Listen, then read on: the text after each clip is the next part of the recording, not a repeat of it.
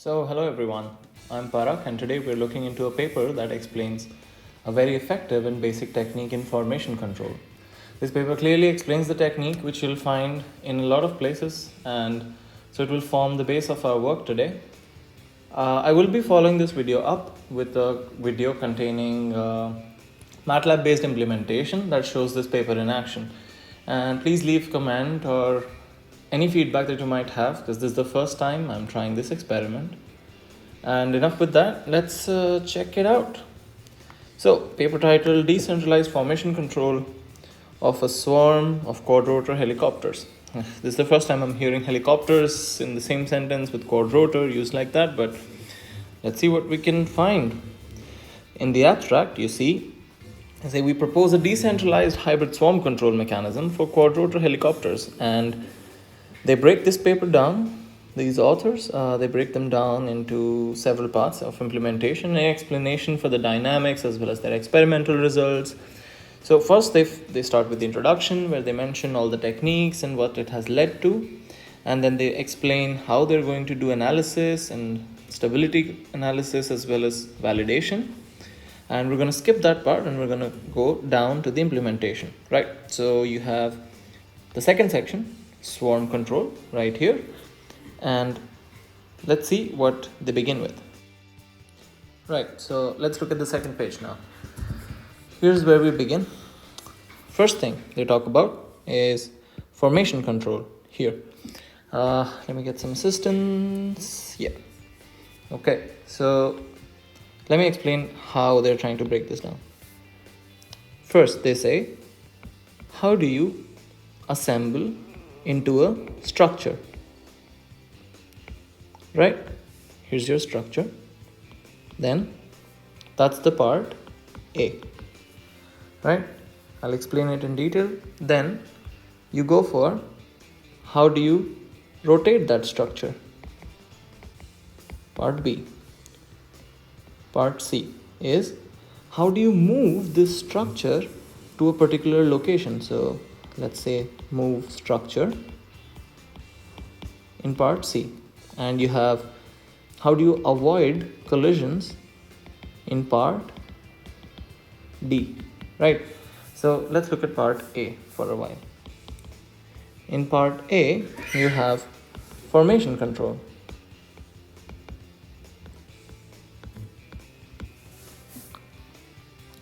If you focus on the paper, you'll see there's a P dot UI. So UI is the input, which is velocity, comes from Pi dot, which is derivative of the position of the quadrotor at any time instant. So d by dt of the function, time-based function of the position of any quadrotor, right? Ith quadrotor. How do they achieve the formation? Let's see. So here, if we go back to the paper, you see they define something known as delta Ji. This is the first important thing. So suppose you have a quadrotor here and a quadrotor here. Quadrotor number 1, quadrotor number 2. So the position of quadrotor number 2 with respect to the position of quadrotor 1 is this vector here, right? So what they say is delta Ji, in this case, delta 2, 1 is the position vector of quadrotor 2 minus position of quadrotor 1. This will give you the relative position of quadrotor number 2 with respect to 1. So this is the vector which you have here. Now this forms delta 2, 1. Suppose we had another quadrotor here, 2 and 3. It's 1. Right? So then you would have delta for the first one, Ji would be delta 2, 1 plus delta 3, 1. Right? In a similar fashion, you would get P2 minus P1 plus P3 minus P1. Correct? What you're doing is you're essentially finding the position of quadrotor number 2 and quadrotor number 3 in the frame of first one. there's one more way that you can write this, and that's the way I prefer and I'm going to implement, is instead of saying, so this is the final position, right? You want these to be arranged in a square like this, right? Side A, suppose. Another way to write this is, what if you wrote in a square on an axis, you wrote the position of quadrotor number 2 and quadrotor number 1 in their final formation. So this is the final formation you want at this point on the axis and at this point on the axis. Similarly for first one, this point on the axis, right? So if you write PF, calling it PF, P final, first one, and PF, second one, right? So these are the position vectors. If you subtract PF2 from PF1, you will indeed get, you can see here is, this is the position vector and this is the position vector. So if you subtract it, you get this. Okay, I have to change colors here, it's getting messy. Is you get this position vector here, right? So that's the resultant vector that you can find from the final position. So how I like to view this is, you write the final position of each quadrotor in the formation and you subtract it to get your delta ij, right? So you get your delta ji, right? Oh, this is an awful color, right? So we have this here. We're going to do this for all the quadrotors in the formation, right? So what we're doing is taking the differential vector, the relative position of any j with respect to our ith quadrotor. Now, like I said, we're going to write it as P final of any j minus P final of any I, right? The quadrotor that we're concerned with. I'll explain what this also means in essence and in principle, right? So then you say, I have my delta ji. Now you say, okay, what is the error I have from my desired ji, right? Which is what you have here in this error box, multiplied with formation control gain. Now, what they're saying is, every quadrotor has a position Pi with respect to time, right? And the other quadrotor has Pj with respect to time. So I say that for my ith quadrotor that I'm looking at right now in my formation, in my simulation, in my loop, is what is the current error, or what is the current position vector relative, which is what we were doing for delta ij, and I find the error by saying my actual desired. So this is the desired, this is the current, right? Just you might know, for PID controllers you have output is equal to gain into error, right? So we're doing something similar. We're saying that what is the current position difference versus what is the desired. Like, desired, we've already calculated it up here, which is taken from the final ones. So this gives you only the formation, right? So what I mean by that is, if you have quadrotors here, here, here, here, or here, suppose there's only these, you want to assemble them into a tighter formation of this,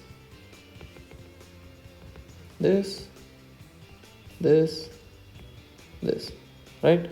So all of them have to move. This equation will help you move them here. But if you want this formation at this point here, then you have to move your formation using the next upcoming parts of this paper, right? So you have completed your first challenge, is to assemble them together. Now what you do is, obviously this is now written in the matrix form. Let me remove this. As you can see here on top, this is where they show the final result, and then they call, also we're going to skip the stability analysis. As you can see they make a Laplacian matrix, which I will probably explain some other time, maybe with the MATLAB code that I will try to review. Is you have a Laplacian matrix here that helps you write all of this into a much easier form, in a matrix form, because suppose if you're implementing on the computer, it's much easier, much easier and faster to do it in the terms of matrices as they were originally intended for the computers. And you have Laplacian, which is, this comes from graph theory actually, Laplacian, right? So we'll cover this separately, I suppose. This is you need to understand the principle here, not the implementation first. Next, okay, so then they do a stability analysis. We're going to skip this, not relevant for what I'm trying to convey, right? And I might not be the best person to do the stability analysis here, right? So let's move on to the next section.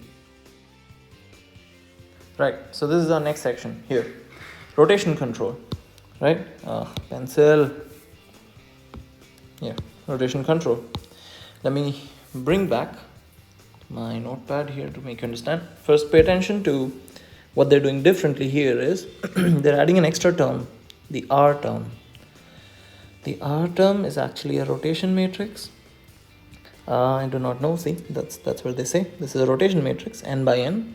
So they're implementing this controller. One thing I might have missed, actually, let me quickly cover this while I have your attention, is they cover this controller for n-dimensional space. Yes, n-dimensional space here. They say that it's valid for any dimension. And obviously when you write it in the matrix form, you will see that just have to change the matrix. So this is where they're saying that this same approach is utilized in the section. For the rest of the section, we perform analysis assuming n equal to 1, although the results hold for general finite n greater than equal to 1. In fact, in our MATLAB simulation, we're going to do n equal to 2, and which is easy to view in 2D. And that's how I'm explaining it to you. So let's go back to, where were we? Rotation control. Right. So what are they doing here? In essence, obviously you should read this paper on your own, but here's what they're doing. So you remember how we calculated this delta ji right here in this one? Let me explain something about the vectors involved. So suppose you have a system of vectors like this and this, and you have a resultant here, right? So like I said, this resultant vector is your relative position in the swarm. When you want to rotate your swarm, so instead of this, if you want something like this, forgive my poor drawing, but yeah, you get the idea, right? So if you want something like that, you can either rotate this whole system using a rotation matrix R. I hope you should look up rotation matrix for 2D. If I had to quickly look it up for you, I think it is a function of cos theta and sin theta, right? So it's something like cos theta, sin theta, minus sin theta, and cos theta, right? So this is your matrix, right? If you multiply it with your vectors, you can either rotate the whole system like so, right? Or you can just take this original position vector here and you can rotate it by R, right? So that would effectively give you this, right? So that's what they're doing here. If you focus again on this, you see? So what they're doing is they're taking this delta ji, which was already pf of j minus pf of I and a summation over it, right? Because you're taking it for all the j's possible, and you rotate this complete system of vectors by R, which rotates all your resultants. So now instead of your formation looking like this, it looks like this, suppose 45 degrees assumption here, right? So that's what you're doing. Now hope that is clear, and I think it will be much more clearer in the MATLAB implementation when it comes. We are done with rotation control. So now your swarm is rotated in this way. But see, the freedom that this gives you by the way, I should mention this. Let me quickly talk about that. The freedom that this gives you is, suppose you don't want to write a complicated equation for whatever this is in a 2-dimension space. You don't want to find these coordinates, This is not worth your time, suppose. But you know that this is A, right? So what you can do is you can begin with this. It's much simpler to write because you can go from this point to this point by adding A, from this point to this point by adding A, and back by subtracting A here. You can come back here by subtracting A in y-axis, right?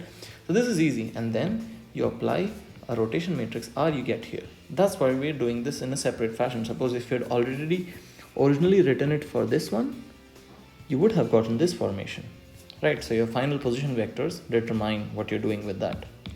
Now, that's what your rotation control is about. Okay, so we move on to the next one, right? Part C, right here. What's going on with my pencil? Behave, yes. C, section C, avoidance, represented as you are here. Cool. So this one actually comes from electrostatics, I believe, the Morse potential, right? It's a clever way to do it. Let me pull out my notebook, and there they are. Okay, so suppose these are charged particles plus, I don't have to specify exactly which kind of charged particles, but in this case I think it helps to have them opposite charge. Now here I've written this wrongly. If you remember, at a certain distance they have a negative global minima for potential energy. So this is potential energy, this is 0 here, and this distance is r, right? It's the distance between these particles. At a critical r, I will refer this to as rc, you attain the global minima, which means this is the attraction point and you are being attracted, right? But you must remember that once they get closer than rc, the nuclear forces take over and you have this sudden increase in potential energy, which means you're now repelling, right? So this negative curve means attraction here, and this positive one means repulsion. That is the property we try to leverage for our swarms, where what we say is when two robots are close here, we want them to come closer, but that part has already been handled by the A formation control, which we have looked at. To prevent repulsion, what we do is, in this graph, let me change colors. In this graph, what we do is we cut this section completely away, right? Such that we are left with only this here, this section. So how we make use of that is we say, okay, if your R is below R critical, and this R critical is what we call here in our case is the collision avoidance radius. So if your copter is this point, you define an RC, and under this, if you come, you only simulate and you only model the repulsion portion here, this one, right? So that's where you see the Jones potential. Now let's go back to the paper. Here you see how if Rji, which is the distance between any quadrotor, is less than Rs, you get this repulsion force that prevents the quadrotors from coming together. Obviously, you have to have the value of alpha and beta strong enough and adjust it such that you get a proper representation of what you want your formation to do. So you can see that alpha and beta here, this one here, and this one are the control gain and the exponent scalar. I'm going to dive more into what happens when you change alpha and beta. Essentially, you want to tune these in order to properly represent the collision avoidance, right? Rji here is about Pj minus Pi, which is the position of the quadrotors at any given time instant, and Rs stands for safety region, which I had described to you as Rc. Wait a minute, undo this. Yes, described as Rc here, right? Same as Rs. Now there's one thing missing from this, which I do not know if it's maybe an omission or maybe I can't find it, is when they talk about UR, as you can see, let me show you, is here. This is only a scalar quantity, right? Before this, if you look at rotation control and formation control, these were vectors, because obviously your quadrotor is going to move at least in 3 dimensions, and this one, while they're generalizing it for 1 dimension, this will come in handy later on when we need to do the real world implementation, is we need the position vector. So what you're going to do, what I am going to do is implement it such that you have a radius, and anytime any quadrotor comes in that radius, you calculate the force of repulsion such that you take this u, I, j, r, and you also find out the relative position vector, which you mention as the u, I, j cap, right? So this is the magnitude and that's the direction. And then what you can do is, this is the F for ij. Now I can find the total force on I by summing up all these Fij's, right? So while the authors only talk about this part, I implement this by myself in the MATLAB, as you'll see, because it is required for us to have a 2-dimensional or a 3-dimensional control input, right? So we have to specify where the quadrotor is going to move. That completes our collision avoidance.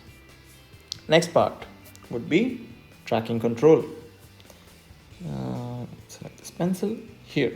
Now this is the simplest one, and this is the one where you'll understand why initially in the part A I asked you all to choose the final position vector for any of these. So what the author says here is, suppose you have the P star as the desired location, and you have P bar as the current average of all the positions as shown here, right? So you have Pj, which is the position at any point, any time instance of any quadrotor, and you sum it over n. You might remember that what this does is take average, right? Centroid of the swarm is calculated as an average of n position vectors. Now what you're doing essentially is, remember how I said that you have a formation but you want to move it to this position. So you only specify this centroid to move to this centroid position. So you say, take my centroid, as you can see, I told you, is summation over 1 by n of all the position vectors of all the quadrotors, right? It's like taking an average of 6 quantities or n quantities, and you subtract it to get your error. You subtract it from your determined, your required P centroid, which is this one. Subtract it from the summation 1 by n Pj, right? This gives you your error. You multiply it with any gain and you get your next control output that you need to send. Okay, going back, you have, like I said, UT here, and they have done a PD controller instead of just a P controller for this one, but that's not relevant, because once you know PID controllers, you can take that error and you can find the rate of change of errors, right? So this is your complete controller. Let me take a quick look at everything that we've discussed. Is you have your formation control, again 2 dimensions, you find out their relative position vector and you find the error by taking Kp into error becomes your control output.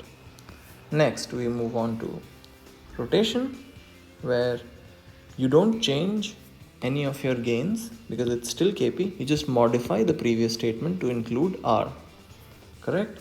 Then we move on to collision avoidance, where you choose alpha, beta in order to define how should the collision avoidance potential or the gain in potential should happen to avoid a collision.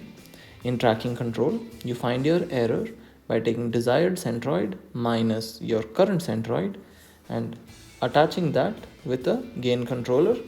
You can expand that with a complete derivative for a PD controller like the authors have done, and that is your controller complete, right? So now let's quickly take a look at what they do next. Is they take this and then they say the overall controller now is, as you can see, this portion is formation, including forming it and rotating it. This one is the collision avoidance, and this is moving that formation to a desired position. And we'll see the implementation later. And then in the third section here, they describe the quadrotor dynamics, kinematics, and control. This is probably not the best place. This paper is probably not the best place to study this because again, there's simplifications and all the things that could be confusing. You should study the quadrotor dynamics and control separately, and you should then implement such a thing on your system. Right, so I'm going to skip section 3 quickly. Let's keep explaining. Then they have the experimental results where they show that they have good convergence for their transition here, from here to here, right, formation, and then they move this formation from here to here to here, right, like this. Oh, lovely quadrotors there. And yeah, see, random initial point, that's what we're going to do in the MATLAB, and then we're going to move them across like this. And enough with this. I think you must understand the basics, and I think it'll be much clearer later on. See, again, more pictures, concluding remarks, and references. I think we're done here. Now, before closing, I think I would like to say something about feedback. Since this is the first time I'm doing this, there are a lot of rough edges, jump cuts, edits that I had to do because of my surroundings and everything. But obviously we can change the pace, change the amount of detail, maybe break it into further parts. Please let me know how I can improve this. I'm trying to make this a regular thing or frequent enough, but let's see what I'm able to accomplish with schedule and everything. Anyway, leave me some feedback, and I think I will do the MATLAB portion next and see how I can demonstrate it to you quickly. Thank you.